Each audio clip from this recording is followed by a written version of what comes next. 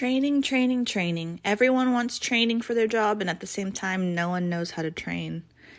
My first job was working in a jewelry warehouse, and I would pick orders, and sometimes I would make jewelry, or sometimes I would do quality check to make sure that all the parts were in the boxes, to be shipped out to the customers.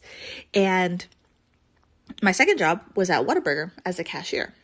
My training at both of those places, even actually up to my third, fourth job, was shadowing, following someone around, having someone tell me what steps to take. That was on-the-job training. There were no checklists or computer screens. I didn't watch any videos. I really did enjoy that training. I was younger, so that type of training, it was just fun. I didn't really worry if I was doing anything wrong. And the only time I would know if I did anything wrong was if somebody came and actually told me. The first time I had a classroom training was in a big corporation. It was a company that was about 35,000 people globally. Now, the classroom trainings had pre-work exercises. They had fancy workbooks with the tabs. They had facilitators that were dedicated to the specific topics like project management. You had somebody who was a facilitator on communication, critical thinking, problem solving. If you wanted to, you could find programs and classes outside of work where you could send your employees so that somebody else can train them, or you can also find people to go into your workspace and train your employees too. So you have some consultants and trainers that meet in immediate need rather than ongoing. Or smaller to mid-sized companies, 40 to 60 to 70 people, they have trainers. That's another thing that you can consider too. There are companies that pay people to be trainers. They might be doing their day-to-day job, and then when you have somebody who starts at the company, the trainers then kind of shift focus to training that person on how to do things before going back to their other job and leaving that person on their own. So that's a strategy. You decide what you want to invest in. No matter the size, whether it's you alone, you have a few more people on a team, or you have a tiny team of maybe 20, let's talk about the basics of training. A large component of training is communication. Communication is so broad. You'll hear people say communication is not just talking, it's body language, it's also listening. Listening is also part of training. For training, somebody has to be able to articulate. They have to be able to say to someone else something, a concept, a thought where the other person will understand. And that's not a skill that everyone has. As much as we talk to each other and we listen to each other and we can read, there are some people that who are so articulate. They can just speak and they're so confident, they're so clear. And then you have some people that you're like, what? Where are you going with this? There are still some people that don't know how to bring their thoughts forward from their brain to their mouth to the ear of the other person. But here's the thing. Improving communication, you can do that with practice. So it does take some practice for someone to be able to clearly say and tell someone the right way to do something. And that's training. What I like to recommend to save time for efficiency, just right to it while you're scaling up your business, I actually recommend people record. So if you are doing something with your hands, whatever, with your hands, you're a mechanic, you are going to be programming, doing the programming on a CNC machine, you are measuring something, and this is a little hard if you have, just two hands and you're using both hands, but I don't know, use a tripod or something like that, to record a GoPro. You have your glasses, Google glasses or whatever lens, record what you're doing. And if you can, start practicing saying what you're doing as you're doing it. And then if the recording's really good, you can keep using it over and over and over again, right? So that saves you time in training. And then if it's not really a good training, there's a couple of things. You got at least the visual piece. If you want to, work on the voiceover, you have that option. But again, this is not a video editing tutorial, but I'm just trying to think of like raw footage, right? Of you doing something and explaining what you're doing and how you're doing it, why you're doing it. I mean, that's a great starting point. That's a lot of what companies have, right? They have these like polished, edited videos of training. You're doing it with raw footage. Another thing you can use this raw footage for is to get feedback. You put it together and you show it to your new hire or the next person that you're training, and you can ask for feedback. Hey, like, did it help? Like, was it working? And if it was working, you keep using it. Or if they're like, hey, like, no, it's a little confusing still, like with what you were doing plus what you were saying, then you can decide, okay, we'll just watch the video and we'll work on the audio for it later. That's a really, really just one way that you can provide some really efficient training just as you're starting up. Let's talk about prioritizing training. Different jobs have a million different steps. So it's like, oh, how do I train every single thing? How would I train my almost 2 decades of experience to someone in the first week or month? Like, there's just no possible way. And I think and I know for a fact that's very similar for all the other jobs. You could be a restaurant owner. You could be a warehouse owner, you could be a print shop, for posters and banners or even clothing. Like, there are so many steps in your process. How do you pick what to first focus on? And here's the thing. I would recommend working on the crucial things where you need to get it right. So if you had to focus on something, I think focus on the key part of the job. If I am going to be working on car maintenance, you might not need to train them on which tool's which, depending on, where they are in their experience level. Or you might need to. If you were desperate for work and you only had me available, you might need to give me training on what tool is what. So, that's the thing is, do you want to start from the beginning and what's needed? Or do you go straight into some of the more difficult things like, training me on how to remove, a car engine, which don't call me for that. I really wouldn't know what I was doing. But if you needed me to, to do that, right? You only had me available and I'm cheap labor. You gotta spend some time on training me appropriately on removing an engine. I like checklists. I'm a fan of checklists, but it's kind of a pain in the butt to create them. And my thing is, use your trainee. Use the person that you're training to write down the list. Like, why don't you tell them, let's say you're training on a computer. All right, trainee, write this down. Or do talk to text. That's even easy too. Step 1. You go to the computer tower and you press the power button, and the power button is this one. It looks like that. So I think if you're lacking in resources to create, like, just create it while you're building. Let's create it while you go.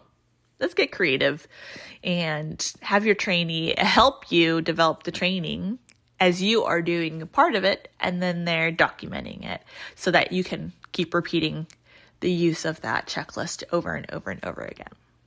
Another good thing to have training materials, and I'm not talking real polished training materials, but pictures.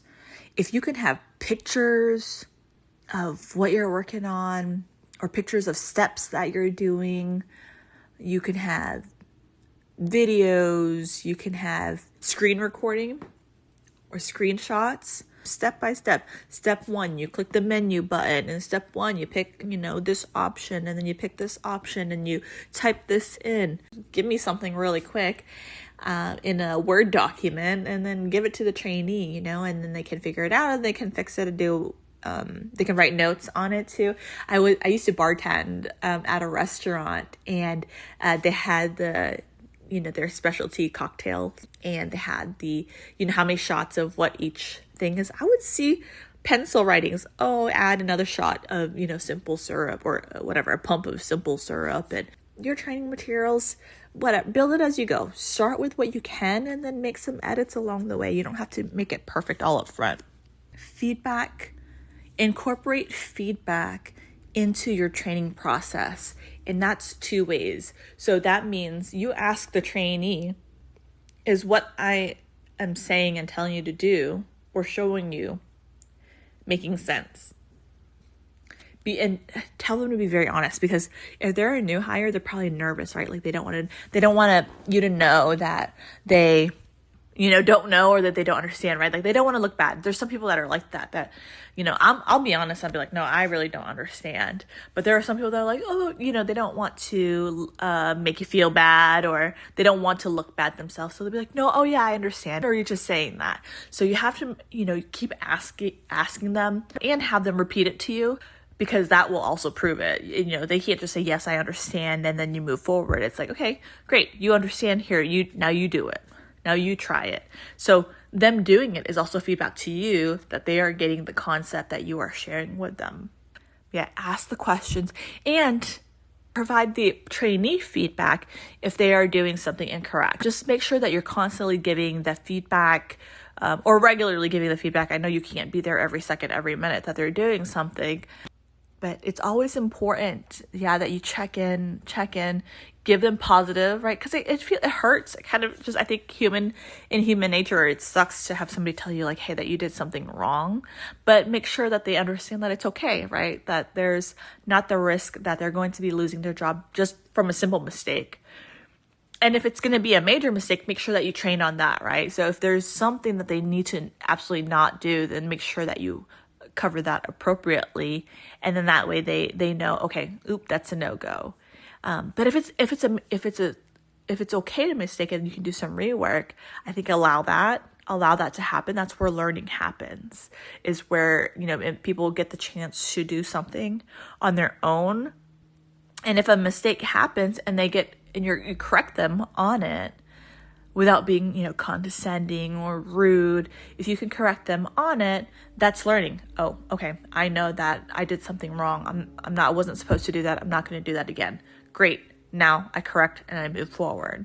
And it's those things, that type of communication back and forth with you and the trainee, and the trainee to you really helps with making training better. So now it's time for you to decide how you want to prepare your training. You got to think, do you want to spend money? How much time and money do you want to spend on it? Or do you want it quick and dirty? You want to get right to it? You get to decide that. And that's where you rough it. You do on-the-job training. You record it where you can. You use the trainee to write down stuff for you. And then for scalability, for a repeat, you use those videos, you use those screenshots, you use those pictures, you use those training notes over and over and over again until you get to a point where somebody can focus on cleaning that stuff up, right? Or don't. You know what? And you're just going to have to go in with the raw stuff, because you need to just get people up to speed to get the things that you need done to take work off of you, so you can go focus on other things that will help your business grow, or you can focus on the things that you like to do. So if you want to work with your hands and you're doing some, office stuff, you're going to bring somebody on, you're going to train them up, for some of the ways that you like things done, but then you're going to rely a lot on their skill set, right? So if you hired someone who brought these certain skills, you train them up to a point and you let them run with what they know and where you are expecting them to go. Framework for training is you show them how to do the work, you let them do the work, and you correct them, and you keep going in that circle. You show, let them do, and then you correct it. And then another good tactic for training is you let them do low risk stuff, right? Like really easy tasks first. So, okay, for this first training task is you're just going to keep sweeping. maybe like sweeping, I don't know, I think of sweeping hair at a barber shop or a hair salon, right? I cut, you sweep, you sweep, you sweep, you keep the area clean, and then you organize the workspace. What was another one? Data entry. So I was working in this like call center data entry job, and we would do the same data entry task over and over and over again until you got like really good, really fast. And then you introduce new concepts. Then it went from I wasn't just doing data entry. Now I was going into picking up phone calls. Then I was working through picking up phone calls and answering the inquiries on top of the data entry. So that was training. So you kind of like chunk it, right? Like those low risk tasks, and you chunk it all together, and they keep doing it over and over again. They repeat it, and remember, you're showing and they're doing, and then you're correcting as they're repeating these tasks.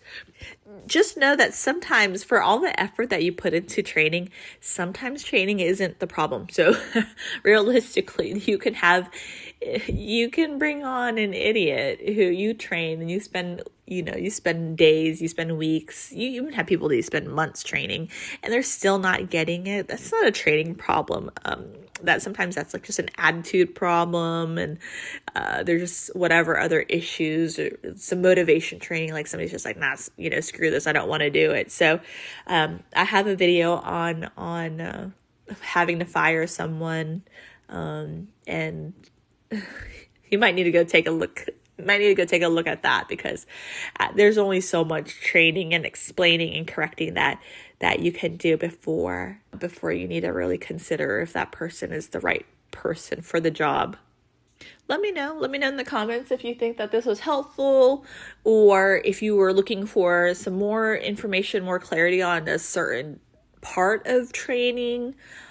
Or if you have tips, for other people who are going through this, what worked for you, what didn't work, and let's help each other.